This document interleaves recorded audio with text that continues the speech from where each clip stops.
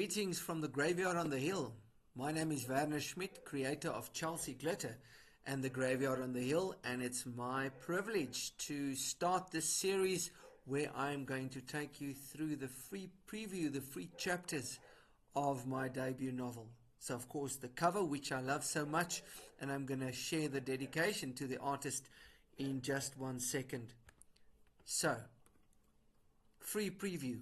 Crystal Cove Press within Crystal Lake Entertainment, Crystal Lake Publishing. First word of thanks to Johan van Rooyen, Joe, the CEO of Crystal Lake and Crystal Cove, selected one of their worldwide database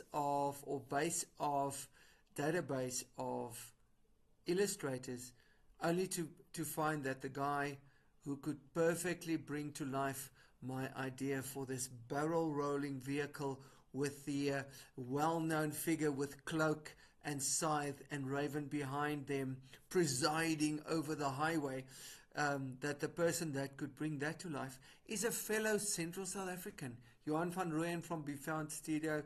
Thank you, sir, and it's lovely to have met you, and we've since become friends.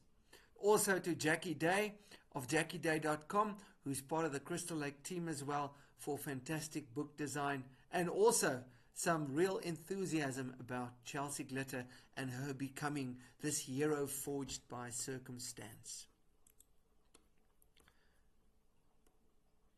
Dedication time to my fellow superheroes. We are the Impossibles.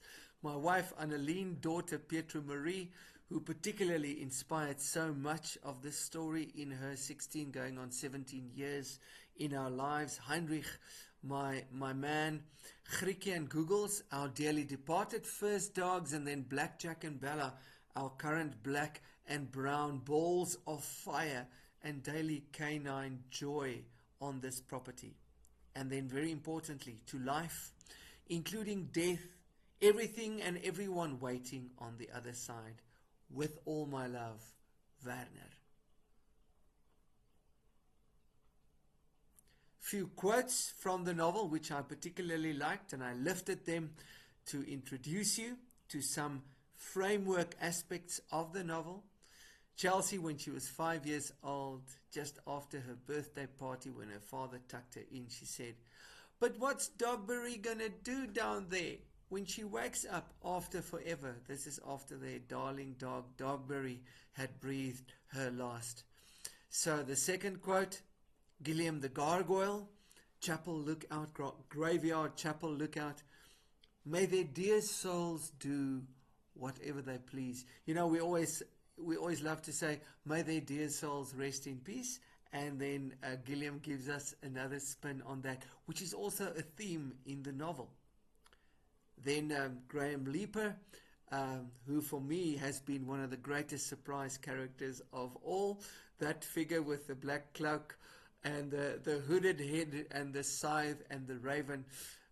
Yes, my imagination took us to very, very different personality architecture when developing his character. So Graham Leeper, gravemobile driver, graveyard gardener and groundskeeper, said, "I agree, miss.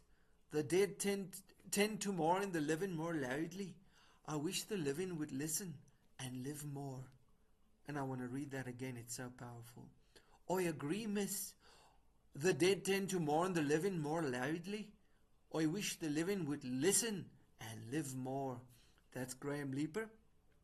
And then last, and certainly one of the most enjoyable discoveries of this novel, where I challenged myself to say, nothing can ever be boring for me, because if anything in writing, creating this world, the characters, the plot, and the mystery, if anything would become boring to me, imagine how it would be for you, the reader. So, Sláinte, long die the creepypastafarians. That's Lady Gula, creepypastafarian leader, with Bruco, her second in command. And I'm going to round out this introductory video. Next up will be chapter 1 of the free preview and the debut novel. This is Werner Schmidt signing off from the Graveyard on the Hill, saying, make the most of your day, or your night, or the wee hours of the morning.